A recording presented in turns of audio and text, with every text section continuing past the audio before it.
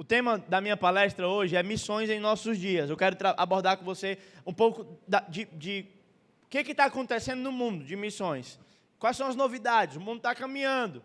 O que é tent maker? Você já ouviu falar o que é tent maker? Já fazedores de tenda, que é isso? O que eles comem? Onde vivem?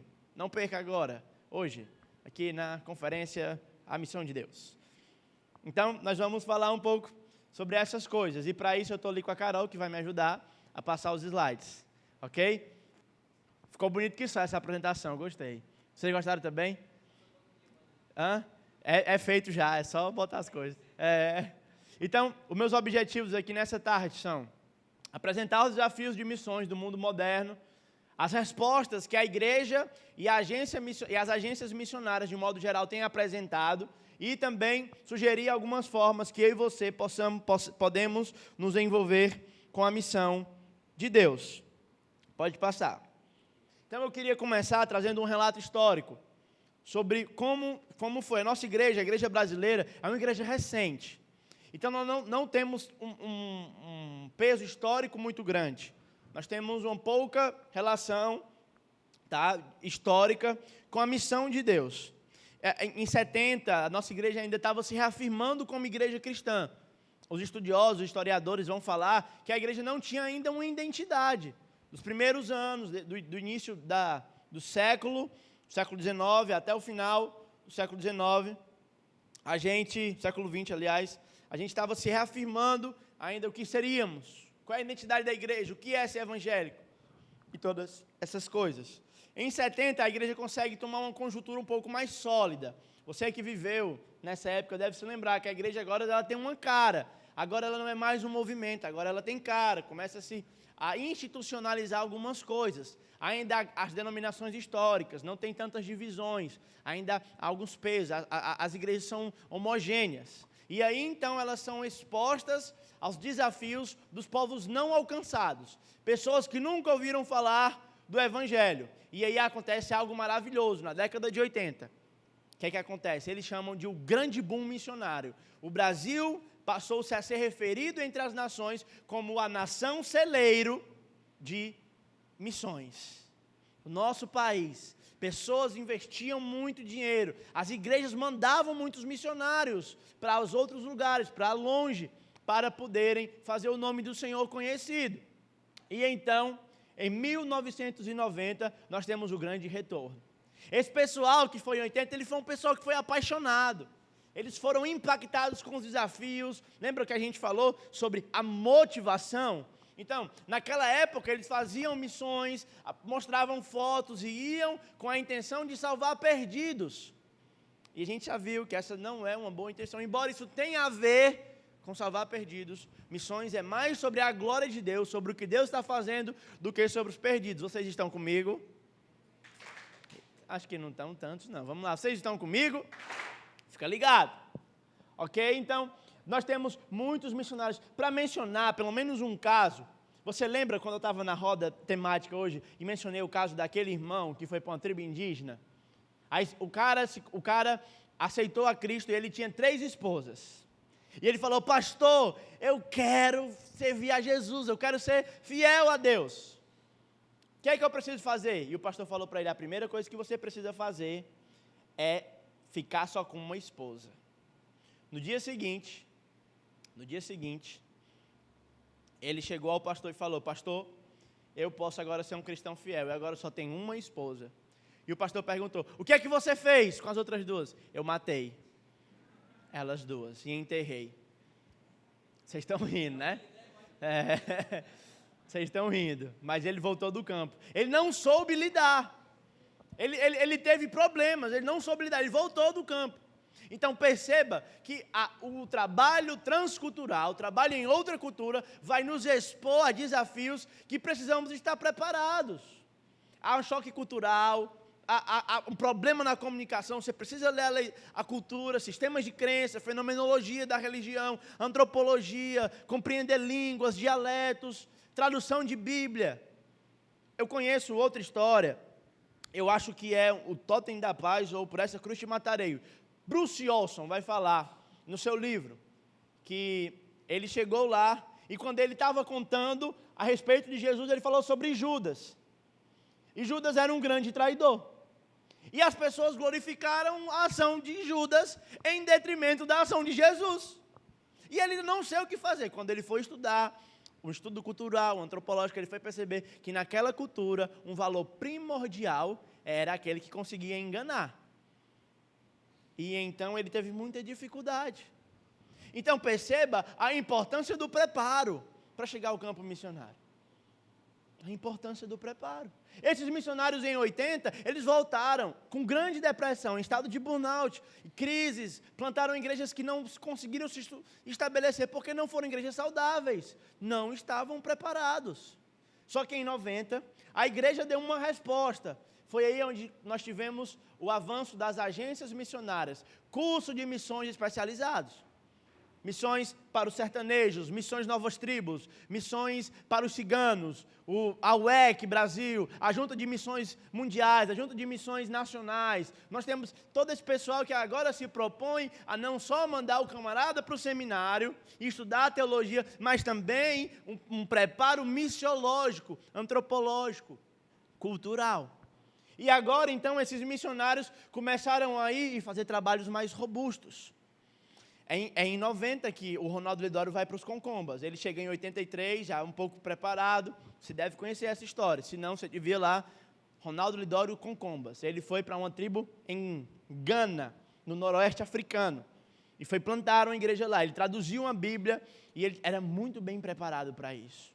Muito bem preparado. Então, agora, nos anos 2000, nós temos o surgimento das agências missionárias. E hoje, nós temos um boom de agências missionárias.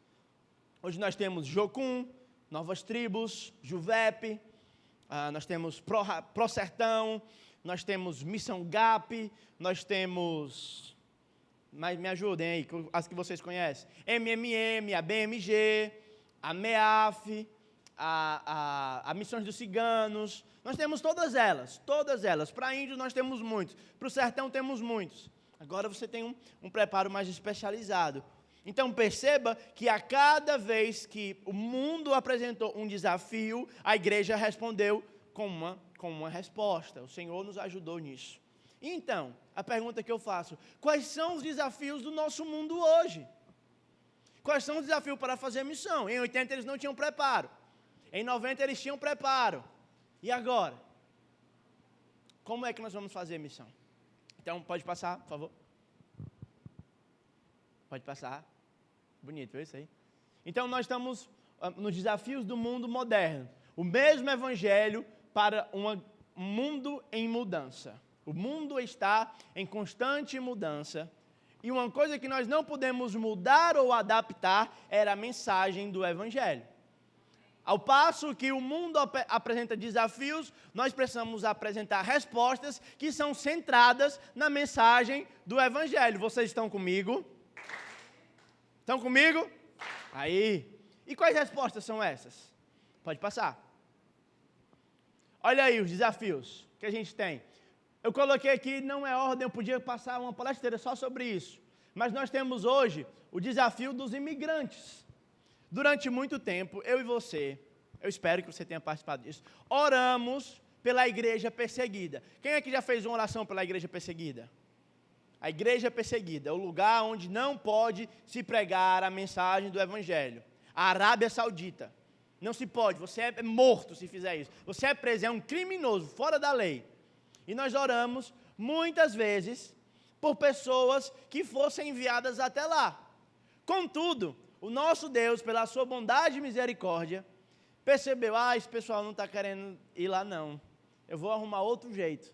Eu vou enviar uma crise política e vou mandar esse pessoal até os crentes. Os crentes não querem ir até eles, eu vou mandar lá. E aí hoje nós temos no Brasil, 46 nações fechadas ao evangelho, vindo para cá. Imigrantes da famosa janela 1040.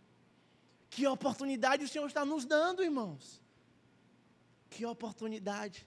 Quem não lembra daqueles WhatsApp que o pessoal mandava, que chegou um grupo de muçulmano lá no Maranhão, que estava levando as crianças, não sei do que, e a igreja toda começava a orar achando que aquilo era uma maldição, mas Deus está mandando eles para cá para a gente poder evangelizá-los, falar de Jesus.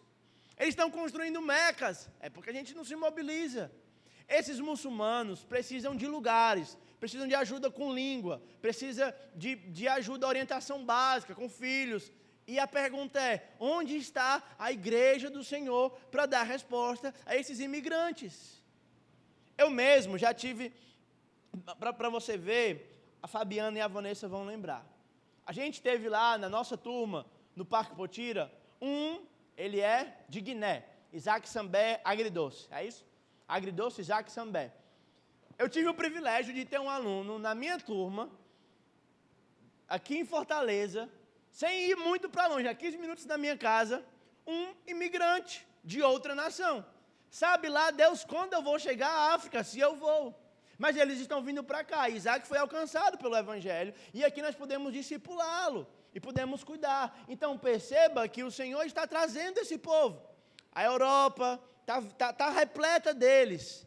E onde está a igreja do Senhor para aproveitar essa oportunidade que o Senhor está dando? A gente tende a entender isso como uma maldição, não é? Eita, o Senhor está mandando esse povo, vão tudo explodir bomba aqui no nosso país. Mas na verdade não é isso que está acontecendo. Deus está mandando eles para cá para a gente falar de Jesus e fazer o nome dele conhecido, irmãos. Por favor, não tenha essa ótica de que é uma maldição. E aí é para você. Será que Deus está dando capacidade para trabalhar com muçulmanos aqui no Brasil? Será que Deus está te dando a oportunidade para trabalhar com africanos que estão vindo para cá? Aos montes, nós temos uma casa de cultura na UFC que recebe eles para aprender. Será que a gente tem algum projeto se movendo nesse sentido? Será que você, como você, perceba que eu falei que você pode participar do que Deus está fazendo, muito além daqueles 3 métodos, orando, indo e contribuindo.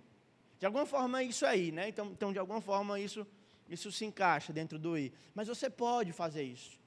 Então, pense ao Senhor como você pode glorificar o nome dele através disso. Outra coisa que a gente tem, mudanças climáticas. De alguma forma, eu estava meio temeroso de colocar isso, porque eu não tenho tanta fundamentação histórica para lembrar se mudanças climáticas sempre aconteceram em todas as épocas. Eu creio que sim, ok? Mas hoje, mais do que nunca, nós temos furacões, secas, enchentes, terremotos. E para isso não demanda que você dê a sua vida inteira. Você pode dedicar um mês, servir nesses lugares. Eu conheço várias pessoas que viabilizando isso, para prover meios e para você participar, talvez, de uma reconstrução, de uma casa em Moçambique, e ali compartilhar o Evangelho. Nós tínhamos pastor Carlos e Liliane, lá na Juvep. Então, naquela época que eles começaram a atravessar aquele oceano, que até o meninozinho lá da Síria, aquela foto encontrada na areia, que chocou o mundo inteiro, vocês estão lembrados dessa foto? Então, nós enviamos lá na Juvep, enviamos Carlos e Liliane para trabalhar em um centro de refugiados, um abrigo. Eles moravam em cabanas e viviam lá. Então, vocês não sabem como o coração daquele povo estava sedentos pelo Evangelho. Eles passaram lá na Grécia, se eu não me engano, cerca de 3 meses. E nesses 3 meses eles conseguiram levar a Cristo milhares de muçulmanos e imigrantes. Que sabe lá Deus quando nós poderíamos entrar. Por exemplo, eu conheço uma missionária da Índia. Ela foi para lá, 1 ano fazendo um relacionamento. Depois de 1 ano e meio ela conseguiu pregar o Evangelho pela primeira vez. Porque você tem que criar um laço profundo com a pessoa e falar com a pessoa, porque senão ela estava sozinha, ela corria um risco muito grande, muito grande. Então perceba que Deus, de alguma forma, está provendo meios, situações, condições climáticas que nos ajudam. Brumadinho. Agora, precisamos de voluntários, e você pode pensar em um projeto, em umas coisas dessas, e ir lá e aproveitar para falar de Jesus. Igrejas promovem, e aí a gente pode ver, eu estou apresentando os desafios que estão acontecendo. Como é que você vai fazer? Aí você te vira. Vocês estão comigo? Amém. Amém. Crescimento populacional. Crescimento populacional. Eu tinha um gráfico aí que eu queria mostrar para vocês, mas não ficou tão legal não, aí eu preferi não colocar. Gráfico, né? É um negócio assim, meio coisado. Eu acho. Então, eu acho. Então, vamos pensar aqui comigo. Até 1500, a população ela crescia, um pouquinho antes da Reforma Protestante, a população ela crescia de forma bem devagar. Mas depois da Reforma Protestante, não sei porquê, se tem alguma ligação, a gente consegue um grande boom na população. Hoje você tem milhares de pessoas nascendo. E aí a urbanização ela vai se estabelecendo. E ao passo que a urbanização se estabelece, você vai tendo menos áreas rurais e mais áreas urbanas, você também tem favelas, você tem moradores de rua, criança, pouco saneamento básico, né? Você tem os famosos êxodos rurais. Quem aqui sabe o que é um êxodo rural? Vocês sabem o que é um êxodo rural? Êxodo rural por exemplo, eu plantei, na época lá que eu estava plantando na igreja, eu tive que fazer um estudo sobre por que as pessoas amavam tanto Maria. E na minha concepção, pelo menos lá em Viração, no Pernambuco, não era somente por conta da raiz religiosa. Eu fiz um estudo, e eu vou apresentar aqui o resultado desse estudo, e você vê se ele é viável ou não, para você concordar ou não. Então, eu comecei a analisar a vida, a rotina deles. Em janeiro, a chuva começa em dezembro. Então, eles plantam na última semana de dezembro, na primeira de janeiro.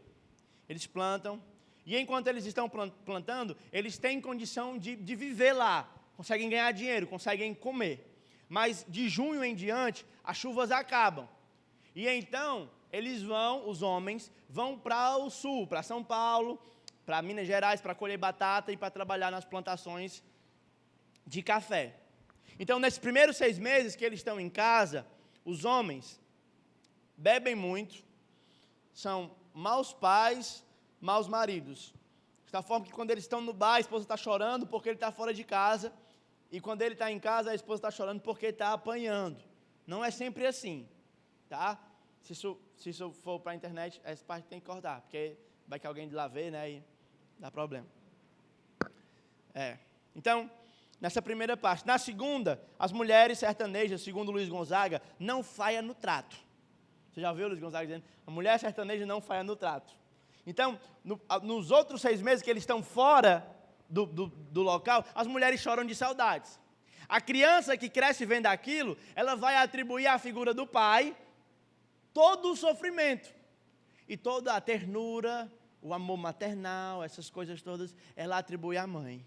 É por isso que para um sertanejo, existe uma máxima muito comum. Mãe é sagrada. Sagrada. Você quer botar 2 meninos para brigar lá, diga assim, aqui é a tua mãe e aqui é a mãe dele. O que é que tu vai fazer com a mãe dele? Aí ele, ou então desenha no chão, aqui é a tua mãe, aí desenha, aí o cara vai lá e pisa assim. Aí, mano, pisou na tua mãe. Aí o cara vai, não pode mexer na minha mãe não. Aí eles começam a brigar.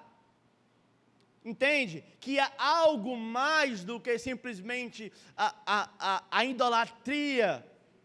Há uma construção cultural, embora seja um problema do coração. Tá? Como resolver isso? Ressignificando o conceito de pai. Ensinando os homens a serem maridos bíblicos, homens bíblicos. E então, em uma geração, você vai conseguir trabalhar sistemas de crença. Você consegue perceber que o raciocínio que eu estou querendo levantar? Então, o crescimento populacional, esses êxodos que acontecem, são desafios. Nós precisamos lidar com o desafio dos mendigos, moradores de rua. E eu não sei se eu explico isso, vou tentar falar. Mas, no meu ponto de vista, o maior problema dos mendigos, moradores de rua, não é falta de assistência. Não é falta de assistência. Eles têm refeições, eles têm projetos que ajudam eles a sair dali. Mas eu acho que há algo maior. Eles não saem de lá por conta de uma situação espiritual, por conta de um vício. Então, você pode ir lá na Praça do Ferreira, eles escolhem o que querem comer. Todo dia tem 5, 3, 4 projetos de igreja, levando sopa, cuscuz, levando alimento. A gente fez um Natal, acho que uns 3 ou 2 anos eu participei, o João, ele coordenou esse trabalho, do Natal aos moradores de rua. E algumas vezes a gente ia chamar eles, e eles, não, eu já comi ali, já participei da minha ceia. Já participei da minha ceia. Não, vamos lá, tem mais e tal. A gente tentava. Então perceba que não é tanta falta de assistencialismo. É falta do evangelho. Evangelho. E segundo eu quero defender que a maior necessidade deles não é, de forma alguma, projetos sociais. É importante projeto social? Eu estou dizendo que não é isso que eu estou dizendo. Eu estou falando sobre prioridades, sobre necessidades. Porque se você tiver um projeto social bem estruturado, mas não puder ajudar ele com o evangelho, você vai saciar algo que é passageiro. E ele vai ter fome da alma. Ele vai ter fome da alma. Por isso a gente é chamado a se envolver e a ajudar, mais do que dar uma esmola e sair. A gente é obrigado a se envolver. É o tema de um congresso que vai ter semana que vem, a partir de quarta-feira. Quando ajudar machuca. A relação correta de assistência social. Como desenvolver? Porque se envolver com isso machuca. Você tem que levar essas pessoas para a sua casa. E aí? Aí o bicho pega, né? Não? Desafios. A igreja precisa dar respostas. Globalização. Eu sou péssimo em economia, tá? Matemática definitivamente não é o meu forte. Vocês sabem disso. A maioria, pelo menos. Né, Jordana? A matemática eu passei foi longe. Tá? Então não vou falar sobre... Embora a economia seja muito mais profundo do que números, mas tem a ver também. Então, eu quero falar que o mundo hoje está se tornando uma grande comunidade. Então você já consegue ver programas de discipulados online. Eu mesmo já fiz várias sessões de discipulado via Skype. A revistinha, e aqui, e a gente conseguia fazer, e anotava, e todas essas coisas. Aconselhamentos via WhatsApp. Quem já passou por isso? Acho que todos nós já passamos por isso. O mundo está em constante globalização. Há alguns anos atrás, para me ter contato com o pessoal da igreja que eu plantei, eu teria que demandar muito esforço, viagem, energia. Hoje eu consigo, simplesmente por um clique no celular, falar com o pessoal do sertão. É o Ronaldo Lidório quem fala aqui, lá na África, no noroeste africano, na Gana, eu acho, ele plantou uma igreja no meio do nada. E aí, de repente, ele recebeu uma foto de um irmão, uma selfie, nós estamos aqui preparando para o culto. O mundo está globalizado. E como nós vamos responder a isso? Que programa nós temos para alcançar? Eu conheci o Dr. Walter Ellman, eu nem sei se é assim. Ele tinha um site para muçulmanos. E o que estava acontecendo era que a igreja estava movida a orar para que os muçulmanos sonhassem com um homem branco. E aí o nome do site era, se você sonhou com um homem vestido de branco, clique aqui nesse site. A igreja orava para que eles sonhassem, o Jesus estava aparecendo no sonho e mandando eles procurarem os cristãos para falarem, para conhecerem mais. Na Ásia, lá no finalzinho, lá perto da divisa ali, lá no final, lá em cima da Ásia, eu esqueci o nome do país. Quem está lendo? Eu sou horrível de geografia também. Mas é por lá. Tem um programa, eu sou horrível de quase tudo, irmão. Para não dizer tudo, né? Então, tem um programa de transmissão, de evangelismo, que muitas pessoas são alcançadas por esses programas. Então, nós temos trabalho na internet, nós temos meios, mas o ponto é, você não pode ir, mas quem está lá tem meios de comunicação. E nós podemos encorajar os missionários que estão lá, a igreja, podemos mandar material. Hoje eu não preciso mais viajar com uma biblioteca de 200, 300 livros. Eu consigo ter esses livros no meu computador, no meu celular, no Kindle, em todas essas coisas, para me pesquisar, para me consultar. Todas essas coisas. E aí tem um ministério muito legal, Missões em Suas Mãos. O camarada cadastrou um bocado de missionários, data de aniversário, e aí ele pede para mandar. Ele cria uma lista de transmissão. Muito legal esse trabalho. E no dia do aniversário dos missionários, ele manda, envia, E aí você que nem conhece diz, olha, eu estou, parabéns, vou fazer uma oração hoje aqui por você, Deus abençoe o seu ministério. Muitos missionários precisam de encorajamento no campo. E talvez você poderia participar dessa obra com eles simplesmente mandando uma mensagem. Eu me lembro quantas vezes meu coração foi consolado quando a Leda mandava uma mensagem para mim, estourando.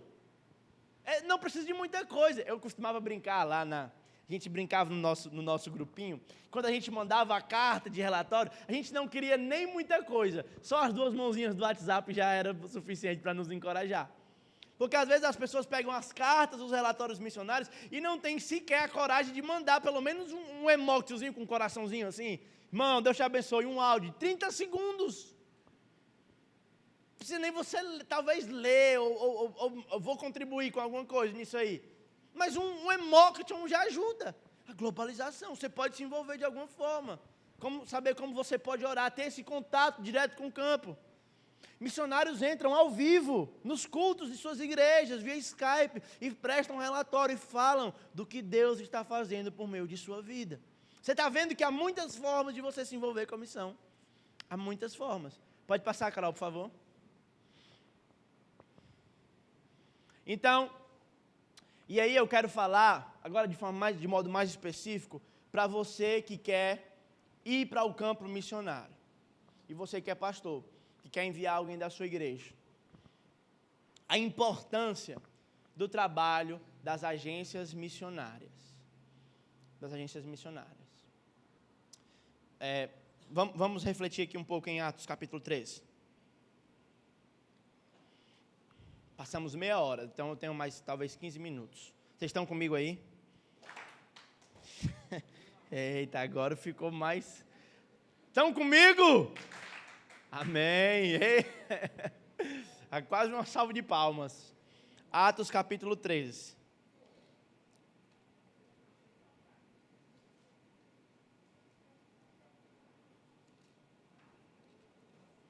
Versículo 1. Quem achou, diga a... Não tem mais graça, essa já... Amém. Ok. Irmão, se Jesus voltasse hoje, quem ficaria aqui feliz? Quem aqui ficaria feliz? Levanta-se a mão, se Jesus voltasse hoje, quem ficaria feliz? Irmão, se eu ficasse, eu ficaria muito triste. Sinceramente, eu queria subir com ele, tá? Se eu ficasse aqui, eu não ia ficar feliz. Vocês entenderam? Sara, pegou aí? Pegou não? Ficar aqui, ficar. Ah, tá bom então. Beleza. Depois eu te explico. Havia na igreja de Antioquia profetas e mestres. Barnabé, Simeão, por sobrenome Níger, Lúcio de Cirene, Manaé, que foi criado, Colasso de Herodes, o tetrarca, e Saulo. Servindo eles ao Senhor e jejuando, disse o Espírito Santo: separai-me agora, Barnabé e Saulo, para a obra que tenho chamado. Então, jejuando e orando, impondo a mão sobre eles, os despediram. Aqui nós temos o primeiro envio formal de uma igreja, talvez, eu diria isso. O envio vem por meio da comunhão da igreja com o Espírito, o serviço. Eles servem na igreja local primeiro, eles são uma bênção perto, para depois ser uma bênção longe. Mas é a igreja quem os envia. A igreja quem os envia. Missionários não podem ir ao campo sem uma igreja local. Não podem. Não podem. Sem um serviço robusto na igreja local. Porque você precisa ter um lugar para quando acabar tudo e você tiver só o caco, você voltar e receber o refrigério, ser ministrado e visitar. Eu me lembro que quando eu voltei na reunião do conselho, foi muito engraçado. O Raimundo disse assim: o Mateus vai passar um mês aqui. Então, cada membro do conselho leva ele. E aí eu fui para um final de semana em Paracuru, fui comer macarronada, não sei aonde, fui para a pizzaria acolá, fui para não sei o que acolá. Porque aqui é a minha casa. Aqui é onde eu sou acolhido. Eu posso ir apanhar que só miséria lá fora, mas eu sei que eu tenho um lugar para voltar. Eu tenho uma igreja local, eu tenho uma igreja mãe, uma igreja enviadora. Eu sei que quando o bicho estiver pegando lá, a negada estiver doida lá, demônio 3 horas da madrugada, a irmã, deixa pelo menos de amanhecer, que nós vamos lá, irmã. A irmã, de madrugada, bateu lá, Mateus, o que foi? Demônio aqui. Tá onde? Lá no cemitério. Eu disse, 3 horas? É doido. Mas eu sei que eu tenho um lugar para voltar, você está entendendo isso? Mas muitas vezes a igreja local não tem o preparo específico para te ajudar a questões do campo. Isso Deus proveu por meio da agência. Mas a agência não envia ninguém. A agência auxilia o trabalho da igreja. Quem envia é a igreja. Impor as mãos aqui significa assumir, eu estou contigo. Vai lá, nós vamos orar, nós vamos financiar, nós vamos ajudar, nós vamos impor a mão aqui sobre você. E quando você estiver lá, só o caco, aí você vem para cá para tomar um fôlego e voltar para apanhar mais. Ok? Então é mais ou menos isso. Quais alguns objetivos, algumas importâncias, algo que a agência pode prover? Ela pode te ajudar com objetivos da missão, com a visão, a forma que você vai fazer. Pode te ajudar com planos específicos. Então, não é chegar num lugar, e de alguma forma é também, né, como a gente está falando, abrir a boca e falar, Deus vai trazer, mas e aí? Esse pessoal que vai trazer, como é que a gente vai discipular eles? Que resposta a gente vai dar para eles? Por exemplo, as respostas que eu dava antes de sair aqui, não eram as respostas que eles faziam lá no Pernambuco. Está entendendo? As respostas que eu dou para um grupo da minha igreja que tem uma experiência maior, são mais vividos, não é a mesma que você dá para as crianças, da mesma forma com culturas. Algumas culturas as perguntas são outras. Então, a agência vai te ajudar a traçar esses planos. As agências conseguem ter estrutura flexível, dinâmica, uma administração simples, liderança consultiva. Então, não foram poucas as vezes que eu me vi cercado por questões e por perguntas que eu tive que ligar para a base da missão. Gente, está acontecendo isso aqui. Lá tem uma festa chamada Renovação, que é quando eles vão oferecer os altares, eles têm os altares lá na casa, onde eles botam os santos, e aí, uma vez por ano, eles fazem um aniversário do altar. Eles pintam a casa toda e comemoram o aniversário daquele santo. E aí eu estava dando discipulado para um grupo que ia se batizar, e eles me perguntaram, Mateus, pode ir para a renovação? Qual é a resposta natural? Qual é a resposta natural que você ia dar? Não. E aí, qual é a outra resposta que eles iam fazer? Por quê? Aí você ia dizer o quê? Por que não? Porque não é coisa de crente. Mas perceba que se você desse essa resposta, você ia criar um sincretismo religioso. Mais do que instruir, mais do que educar, criar princípios, você ia fazer aquela cultura do pode e não pode.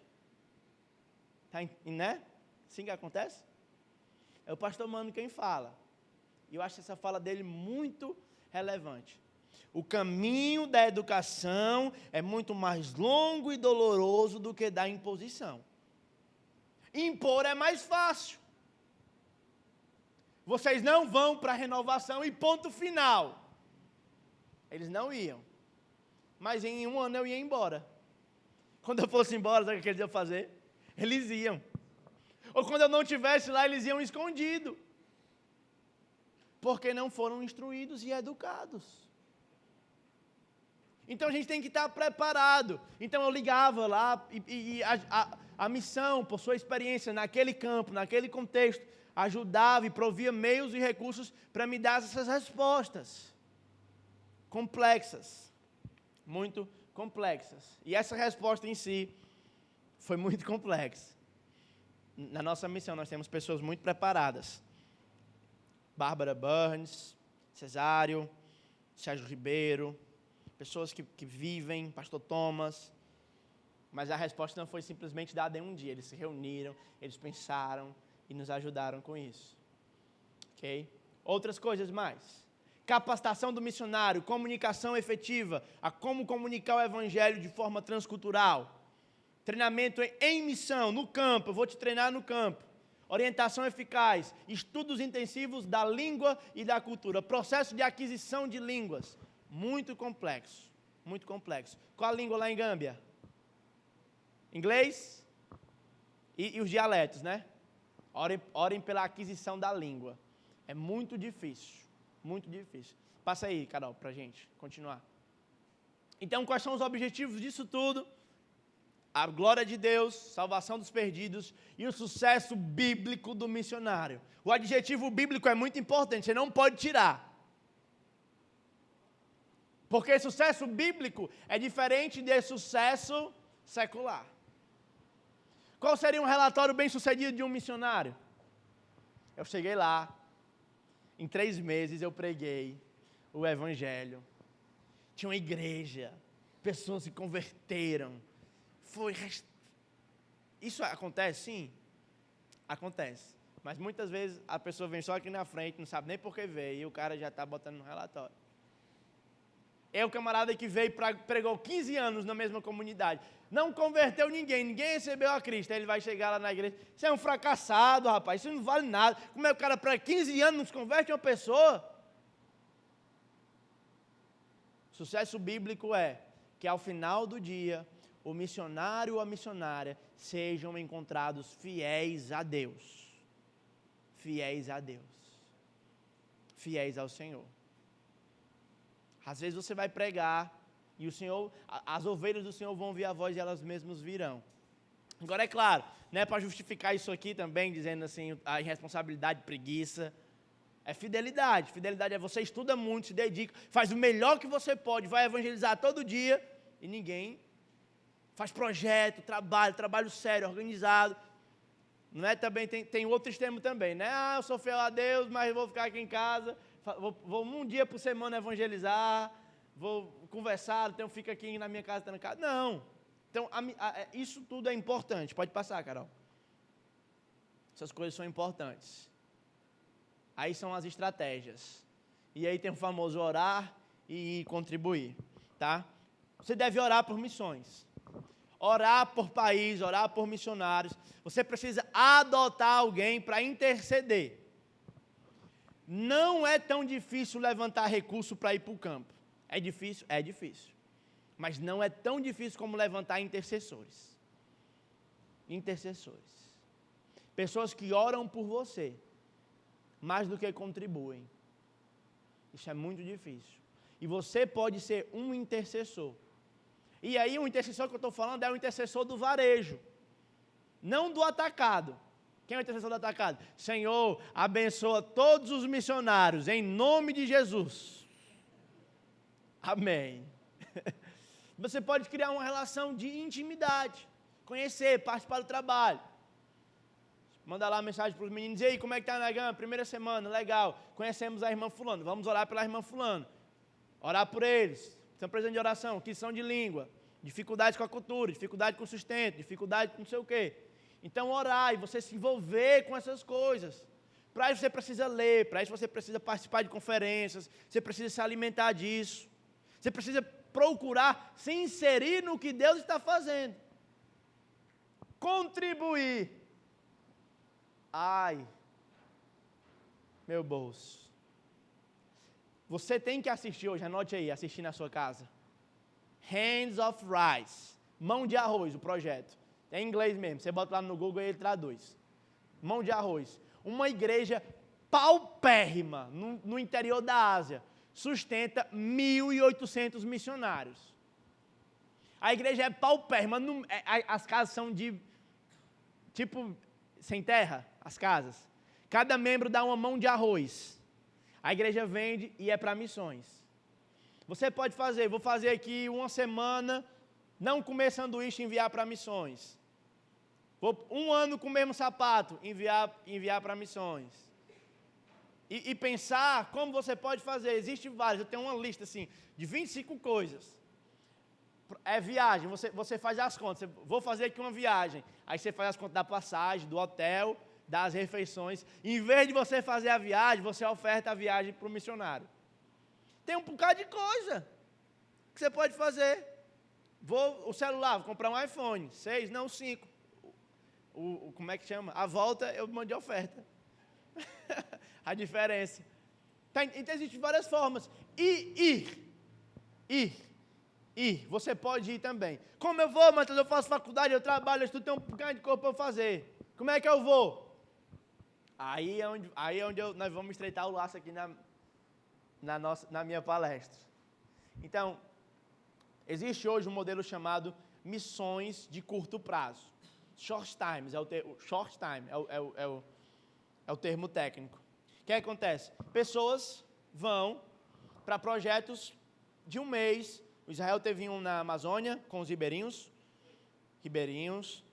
A Carol foi em um projeto que eu já organizei. A Dona Leila também foi. Pastor Mano estava lá. Quem mais já participou aqui? Projeto de curto prazo. Os projetos de médio prazo, de um mês, 2 meses, 1 ano. Você não precisa ser um missionário de carreira. Você pode dedicar um final de semana, alguma coisa, visitar um campo missionário, fazer contato, estabelecer, visitar, orar, ajudar e nessas coisas. E aqui eu vou caminhar para o fim da minha palestra já. Tem uns 3 minutos. Isso. Vou caminhar aqui para o fim da minha palestra, dizendo que dia 30 de junho a dia 4 de julho, eu estou juntando um pessoal aí, na verdade já está junto. Cadê? Levanta a mão aí, quem está no meio desse pessoal aí. Aqui tem 1, 2, 3. Eu estou organizando uma viagem dessa, para ir lá em Viração de novo. Aí você pode orar, você pode contribuir, mas dessa vez você não pode ir. Você vai na outra que que eu vou organizar. Então, eu vou lá, dia 30 de junho, a gente juntou um pessoal. Eu ia visitar o campo, consegui aí uma semana relativamente livre. Ia visitar. Aí eu falei com alguém, eu não quero ir sozinho, Ian, vamos comigo no meu carro? Bora. Aí lotou o meu carro. Chamou um, chamou outro, lotou o meu carro. Aí vamos arrumar mais um carro. Lotou outro carro. Vamos arrumar uma van, 15 lugares. Lotou os 15 lugares. Aí hoje a gente está levando 26 pessoas. Né? Tem um pessoal, tudo jovem, os meninos aqui, ó. Jovem não, né? Isso aqui não é tão não. Aqueles ali, mais ou menos. Então são pessoas que querem, me procuraram, eu quero plantar a igreja, quero ir para o campo. Eu disse, vamos lá conhecer, para ver como é. Para ver como é. E aí nós estamos organizando essa viagem, querendo participar disso que Deus está fazendo entre as nações. Aí você pode contribuir. Nós precisamos de 200 pessoas que ofertem R$30 para essa viagem. Então você pode contribuir. Aí a gente vai viabilizar aí uma conta e você vai ajudar com a gente nisso. Mas o que eu quero falar aqui é sobre essa questão de vocês participar. Há muitas formas de participar.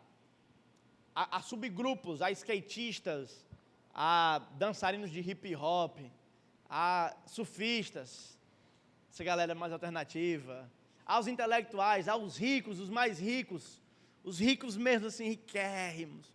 Esse pessoal precisa de Jesus também. Né? Tem ninguém chamado aqui não para trabalhar entre os mais ricos dos ricos aí. Os mais pobres dos pobres. Existem várias formas que você pode se envolver. Quem aqui pega ônibus? Diariamente? Podia chegar. Pegou, subiu o ônibus. Com licença, pessoal. Motorista, posso falar aqui da palavra de Deus 1 minuto? Pregar o evangelho. Gente, vou ficar sentado, vou descer na palavra de fulano de tal. Quem quiser conversar comigo, eu vou estar aqui sentado. Natural, enquanto vive. Esses dias eu fui lá na casa da Jordânia, a gente fazer uma reunião lá. Aí o cara lá da pizzaria, ei, mas como é teu nome? Descendo aqui, ó, para ir no estacionamento. Como é teu nome? Sou fulano e tal. E aí, conhece Jesus? Não, estou afastado. É domingo agora, tem que voltar, Jesus está voltando. Ele é mesmo. Pronto. É natural enquanto vive. Não é obrigado que vamos fazer aqui o ministério de evangelismo da igreja. É bom que tenha? É bom que tenha. Mas missão e evangelização e fazer o nome de Deus conhecido é um compromisso na fila do pão. E aí, mas como é que está a vida? Tem religião? Pronto, é a pergunta. Crê em Deus? Ei, tu crê em quê? Tu crê em Deus? Então, eu estava lendo ali na Bíblia, para Jesus foi um milagre, massa e tal. Eu digo, conversa aí as coisas. A pessoa, como é, mano? Milagre, que é isso, entendeu? Conversando, participando. É natural, é enquanto vive. É para fluir natural de você. Natural. Mas aí você tem esse compromisso aqui e tem um compromisso com as nações. Com as nações. O pastor Guto está lá, foi em busca de trabalho, em busca de uma vida melhor, lá em Portugal. Aí chegou lá, foi perder tempo? Não. Estava falando de evangelho lá. Onde foi? Entendeu? Então, você vai ter contato com pessoas de outras nações. Se envolva com o que Deus está fazendo. Aí, para isso, você podia aprender inglês. Sair daqui hoje, eu vou sair daqui hoje decidido a aprender inglês. Fazer uma oração. Senhor, me ajuda a falar inglês. Dá o dom de línguas. Dá o dom de línguas. E aí, vou aprender a falar inglês. Pedir ao Senhor. E aí, você vai ter uma gama de contato para poder falar. Esses grupos aí de conversa, você pode entrar. Sara mesmo estava conversando com um cara da Itália, era Sara? Aquele dia? Da Itália, aqui nós. Falar de Jesus, natural. Tem um menino que está evangelizando um cara lá de Israel. Aprendeu a falar hebraico. Está evangelizando um cara lá de Israel. Da onde é que ele ia chegar em Israel? Alguns anos atrás, para chegar lá, cara que só. Mas aproveitando os meios. Ok? Eu espero que você tenha pensado em alguma coisa, como você pode participar. Não saia daqui igual você voltou. Participe do que Deus está fazendo. Viva para a glória de Deus. Faça o nome dele conhecido. Que o Senhor te abençoe. Pode passar, se tem mais alguma coisa para finalizar. Envios de missionário de carreira. Ali é o Zeca. Projetos de médio e curto prazo. Ali foi a primeira viagem lá em Viração. Aí era eu dando estudo bíblico lá na casa do menino. Fazedores de tendas ou bivocacionados. Aqui eu botei, volta aí, que eu vou tirar uma onda agora, né? Também para... Que é o Na Roça, irmão, vigia aí, bota aí. Olha aí, Na Roça, é massa demais, lá limpando mato. Fazedores de tenda, o que é isso? Deixa eu só te explicar o que é o conceito. Por exemplo, eu conheço um rapaz, essa parte, não vou dizer o nome dele nem o país.